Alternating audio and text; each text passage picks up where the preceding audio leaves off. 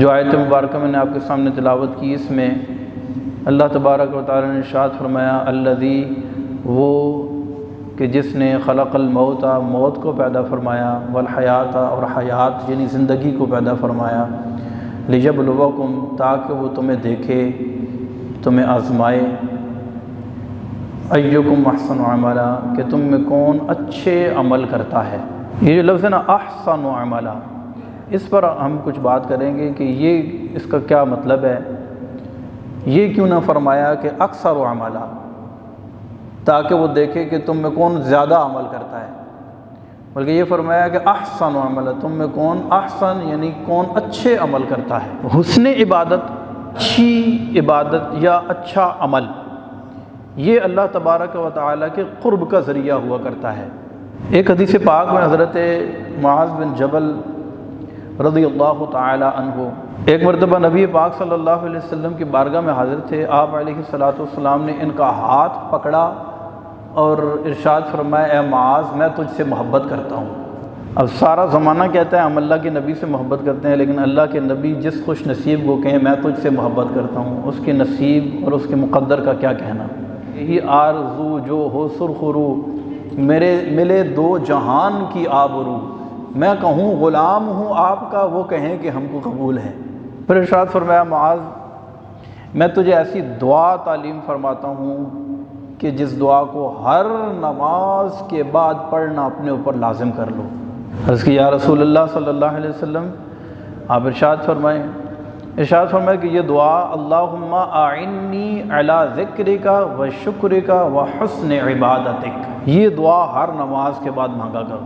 اللہم، اے میرے رب، اعنی، میری مدد فرما، کس پر؟ علی ذکرک، تیرا ذکر کرنے پر، و شکرک، اور تیرا شکر کرنے پر، و حسن عبادتک، اور اچھے طریقے سے عبادت کرنے پر۔ تو پتہ چلا کہ اچھی عبادت کی توفیق مانگتے ہوئے اللہ سے دعا کرنا، اس کی تعلیم نبی پاک صلی اللہ علیہ وسلم نے ارشاد فرمائی ہے، اور یہ سنت مبارکہ بھی ہے۔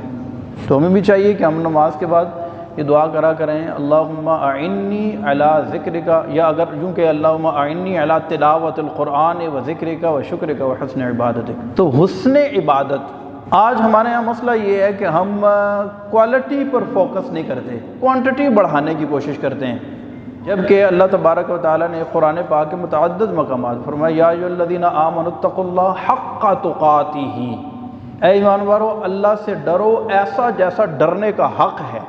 اور ایک مقام فرمایا وسعی لہا سعیہا، یعنی آخرت کی تیاری میں ایسی سعی اور ایسی کوشش کرو کہ خوب کوشش کرو، مفعول مطلق ذکر کیا یہاں پر، یعنی ایسی کوشش کرو جیسا کوشش کرنے کا حق ہے۔ اور ارشاد فرمایا الذین آتیناہم الکتاب یتلونہ حق تلاوتہ، ہم نے جن کو یہ قرآن، یہ آیات عطا فرمائی ہیں، وہ اس کی تلاوت اس طرح کرتے ہیں جس طرح اس کا تلاوت کرنے کا حق ہے۔ اور ایک مقام فرمایا فاتقوا اللہ ما استطعتم، اللہ سے ایسے ڈرو جتنا ڈر سکتے ہو، آخری حد تک جو تمہاری استطاعت ہے نا، جتنا ڈر سکتے ہو اتنا ڈرو۔ تو ہر چیز کے اندر جو ہے کوالٹی اور اس کے معیار کی اہمیت ہوتی ہے۔ اگر دنیاوی اعتبار سے بھی ہم دیکھیں تو کوالٹی کو فوکس کیا جاتا ہے۔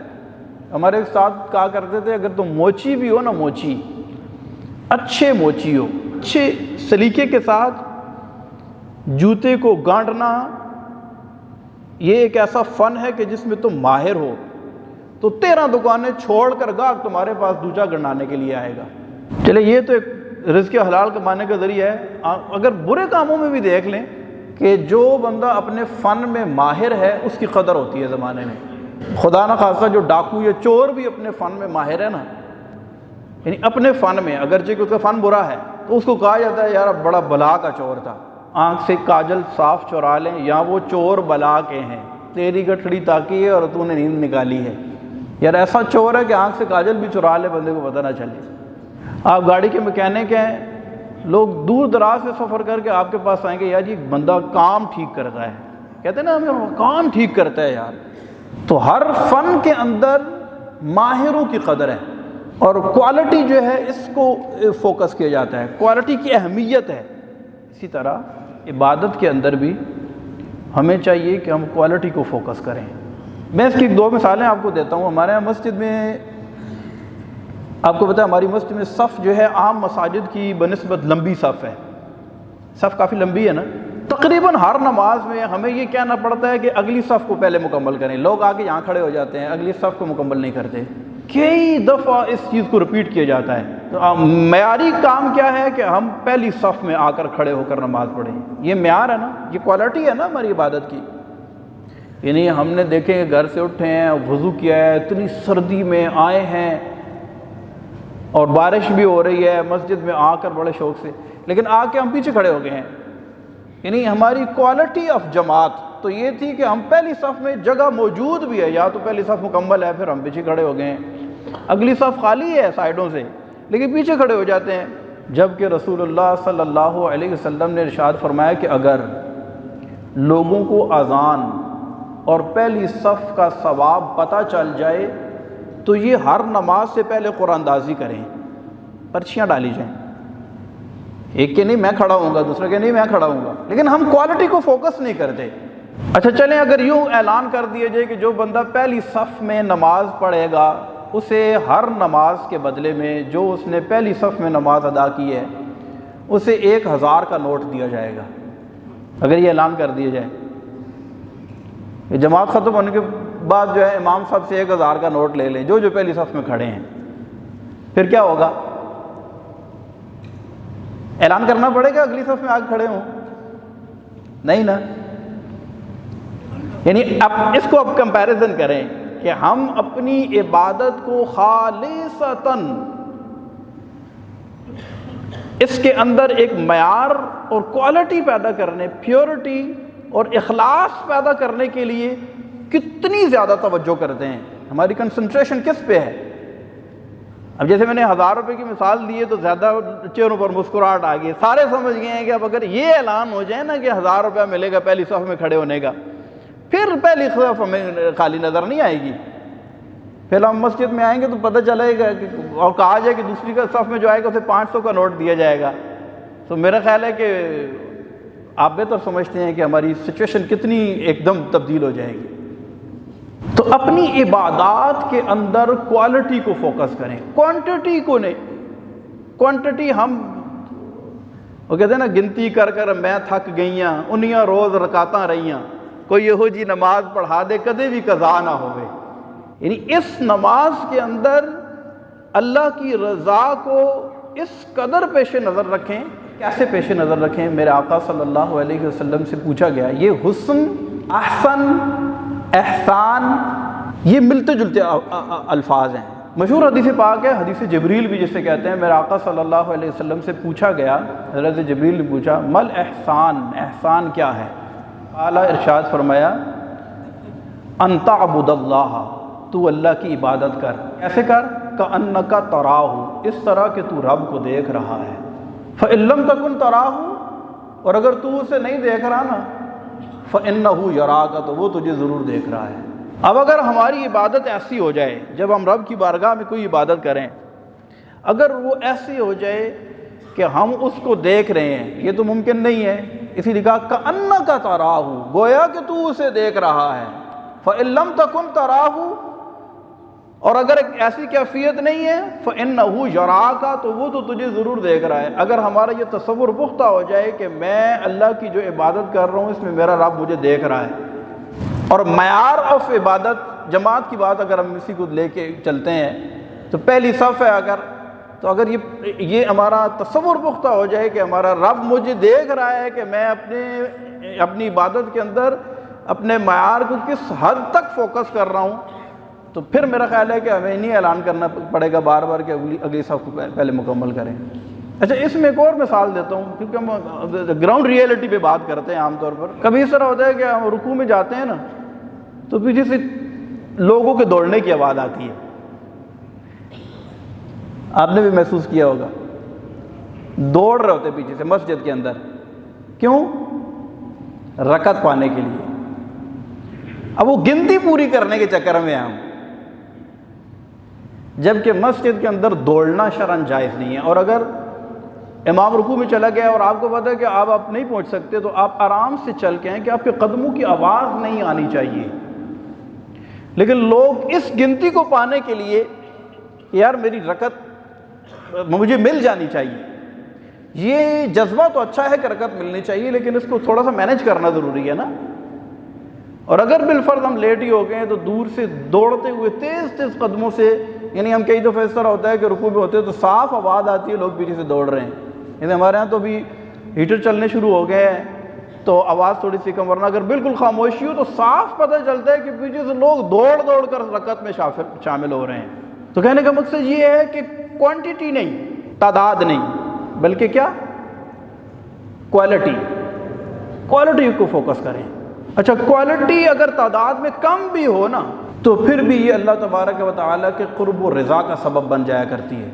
جیسے مثال کے طور پر ایک بندہ روز ایک قرآن پاک پڑھتا ہے اور اس کے مقابلے میں ایک بندہ خالی پڑھتا ہے بسم اللہ الرحمن الرحیم، لیکن اس بسم اللہ کے پڑھنے میں اس کا وہ اخلاص، وہ للہیت اور وہ رضائے الہی اور وہ فوکس کرنا ہے کوالٹی کو، کہ اس کا دوسری طرف ایک قرآن پڑھنا اتنا فائدہ مند نہیں ہو سکتا جتنا اس کا بسم اللہ الرحمن الرحیم پڑھنا فائدہ مند ہو سکتا ہے۔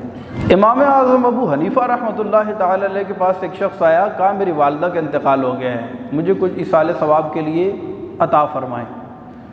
آپ نے کہا بسم اللہ الرحمن الرحیم، اس کا ثواب میں نے آپ کی ملک کیا، والدہ کو ایصال کر دو۔ بڑا پریشان ہو گیا، کہنے لگا فلاں امام صاحب کے پاس گیا ہوں، انہوں نے اتنے قرآن دیے ہیں، فلاں مدرسے میں گیا ہوں، انہوں نے اتنے قرآن کہا ہے کہ آپ ایصال ثواب کر دیں، اور امام صاحب نے خالی بسم اللہ پڑھ کے دے دیا۔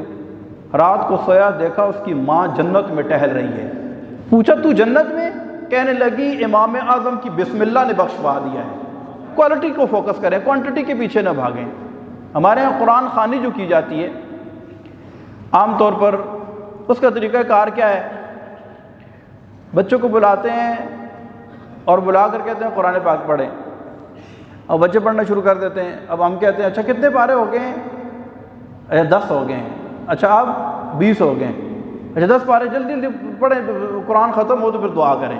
میں اس طرح کی قرآن خوانی کا قائل نہیں ہوں معذرت کے ساتھ، جس میں آپ یہ کہیں کہ قرآن ختم کریں اور پھر ہم کیا کریں گے، پھر ہم پوچھتے ہیں کتنے پارے رہ گئے ہیں، اچھا یہ آدھا پارا رہ گیا، اچھا امام صاحب یہ آدھا پارا آپ نے کمپلیٹ کر دینا ہے، ٹھیک ہے جی چلیں اب ٹائم ہو گیا دعا کر لیتے ہیں۔ قرآن خوانی کا صحیح طریقہ کار کیا ہونا چاہیے؟ قرآن خوانی آپ ضرور کروائیں، لیکن جب قرآن پڑھنے کے لیے بچوں کو بلائیں یا خود آپ پڑھیں قرآن، تو ایک بیٹھیں اور کہیں کہ آپ کے پاس قرآن پڑھنے کا آدھا گھنٹہ ہے، اب سب کے ہاتھوں میں پارے دے دیں اور سارے قرآن پڑھنا شروع کر دیں۔ ٹائم پہ دیکھیں جب آدھا گھنٹہ پورا ہو گیا ہے تو سب سے کہیں اپنے اپنے پارے بند کر دیں، اب دعا کر لیں۔ یہ قرآن خوانی کا بہترین طریقہ ہے۔ نہ آپ کو پتہ ہو کہ انہوں نے کیا پڑھا ہے، اور نہ پڑھنے والے کو ٹینشن ہو کہ اب میں پارا ختم کروں گا تو ہی دعا ہوگی، ورنہ وہ بچے سپیڈ مار رہے ہوتے ہیں۔ یعنی بات ہو رہی ہے کہ ہم کوانٹٹی پوری کرنے کی کوشش کرتے ہیں جبکہ کوالٹی کو فوکس نہیں کرتے۔ اس دوران آدھے گھنٹے میں اگر کسی نے ایک آیت بھی پڑھی ہے، آدھا صفحہ پڑھا ہے، ایک صفحہ پڑھا ہے، انف کافی ہے، اس کے مقابلے میں کہ جس کو گن گن کے ہم دیکھ رہے ہیں یار قرآن پورا ہو تو ہم پھر ہی دعا کریں۔ اس سے زیادہ اچھی معیاری صورت آپ کو بتاؤں قرآن خوانی کی، وہ یہ ہے کہ آپ ترجمے والا، تفسیر والا قرآن پاک سب کے ہاتھوں میں دیں اور ان سے کہیں کہ اس میں آپ نے کچھ نہ کچھ پڑھنا ہے جتنا آپ کا دل کرتا ہے، اور ٹائم بتا دیں 20 منٹ ہے، آدھا گھنٹہ ہے، 25 منٹ ہے۔ اب اس 20 منٹ میں، آدھے گھنٹے میں، 25 منٹ میں وہ ایک آیت پڑھے، اس کا ترجمہ پڑھے، اس کی تفسیر، اس کے ماتحت آنے والے مسائل پڑھے اور اس کو سمجھے۔ اب آپ کہیں کہ اس کو بند کر دیں اور اس دعا کریں، اب مرنے والے کو یہ ایصال ثواب کریں۔ میں کہتا ہوں ایک طرف آپ نے 50 قرآن پاک ختم کیے، اس کا اتنا صحیح، میں بڑے وثوق کے ساتھ آپ کو بتا رہا ہوں، اور دوسری طرف آپ نے اس طرح قرآن خوانی کی، مقصد تو ثواب ایصال کرنا ہے نا، مقصد تو مرنے والے کے لیے بخشش کی دعا کرنی ہے اور اس کو فائدہ پہنچانا ہے۔ جتنا یہ فائدہ ہے دوسری طرف اگر 50 قرآن پڑھ لیں گے تو اتنا فائدہ نہیں ہوگا۔ یعنی ہمارے ہاں دیکھیں ہم دنیاوی چیزوں کے اندر بہت زیادہ فائدہ تلاش کرتے ہیں، اور جہاں پر 4 روپے کا فائدہ ہوتا ہے ہم اس طرف جاتے ہیں، اور ہم اس چیز کو فوکس کرتے ہیں، یار یہاں پر جو ہے نا یہ پروفٹ زیادہ ہو رہا ہے، اس طرف جاتے ہیں، اور جہاں پروفٹ کم ہوتا ہے یا خدا نخواستہ نقصان کا اندیشہ ہوتا ہے تو وہاں سے بھاگتے ہیں ہم۔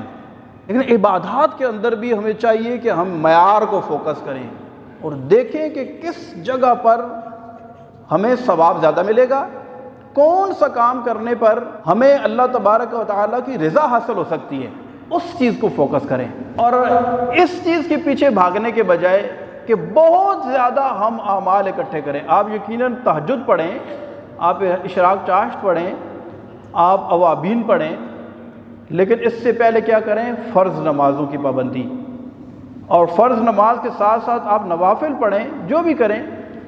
اچھا، یہ عبادت کا مفہوم بھی بہت وسیع ہے، جیسا کہ پچھلے جمعے بھی ہم آپ کی خدمت میں عرض کر رہے تھے کہ اس جمعے جو ہے اس آنے والے جو نیو ایئر ہے، جو نیا سال ہے، اس کے اندر ہم کچھ چیزیں ہم نے فوکس کی تھیں، کچھ چیزوں کی نیتیں کی تھیں کہ ہمیں مسکرا کر ملنا ہے اور دوسرے کی مدد کرنی ہے اور کسی کے کام آنا ہے۔ تو یہ وہ چیزیں ہیں، اس میں بھی اگرچہ تھوڑا کریں لیکن انما نطعمکم لوجہ اللہ لا نرید منکم جزاء ولا شکورا، ہے نا، ویطعمون الطعام علی حبہ مسکینا ویتیما واسیرا انما نطعمکم لوجہ اللہ لا نرید منکم جزاء ولا شکورا، یعنی جو کریں اللہ کے لیے کریں، بے لوث کریں، بے غرض کریں، اگرچہ وہ تعداد میں بہت زیادہ نہ ہو، بے شک تھوڑا ہو، لیکن ایسا ہو اور جو اخلاص سے بھرپور ہو، جس میں اللہ کی رضا شامل حال ہو۔ اور اگر بہت زیادہ کر رہے ہیں اس میں اخلاص نہیں ہے، اسی لیے صحابہ کرام علیہم الرضوان کے جو اعمال تھے ان کا معیار فَإِنْ آمَنُوا بِمِثْلِ مَا آمَنْتُمْ بِهِ فَقَدْ اهْتَدَوْا، ان کے ایمان کو تمام لوگوں کے ایمان کے لیے معیار مقرر فرمایا۔ کیوں؟ اتنی پیورٹی، اتنی پاکیزگی، اتنا اخلاص اس کے اندر تھا کہ فرمایا کہ ایک صحابی اگر ایک مٹھی بھر جو اللہ کی بارگاہ میں خیرات کرے تو غیر صحابی اگر روئے زمین پر جتنا سونا ہے وہ سارا اللہ کی راہ میں خیرات کرے تو پھر بھی اس کا جو اس سے بڑھ جائے گا۔ کیوں؟ اس وجہ سے کہ وہ صحابی جو ہے، جو نبی پاک صلی اللہ علیہ وسلم کی صحبت میں رہے ہیں، ان کے عمل کا حال یہ تھا کہ وہ صرف اور صرف اللہ کی رضا کو فوکس کرتے تھے۔ تو خلاصہ کلام یہ نکلا ہے کہ ہم بہت زیادہ عبادات کو فوکس کرنے کے بجائے اگرچہ تھوڑی ہوں لیکن اس کی کوالٹی بہت زبردست ہونی چاہیے، اور کوالٹی اگر زبردست ہوگی تو ایک بعض اوقات ایک چھوٹا سا عمل، وہ ہے نا بنی اسرائیل کی ایک عورت تھی، فاحشہ عورت تھی، اور اس نے ایک کتے کے بچے کو پانی پلایا، مرنے کے بعد اس کی بخشش ہوگی۔ رحمت حق بہا نہ می جویت، رحمت حق بہانا می جویت، اللہ کی رحمت جو ہے یہ قیمت طلب نہیں کرتی، اللہ کی رحمت بہانہ تلاش کرتی ہے۔ اللہ تبارک و تعالی ہمیں عمل کرنے کی توفیق عطا فرمائے، آمین بجاہ النبی الامین۔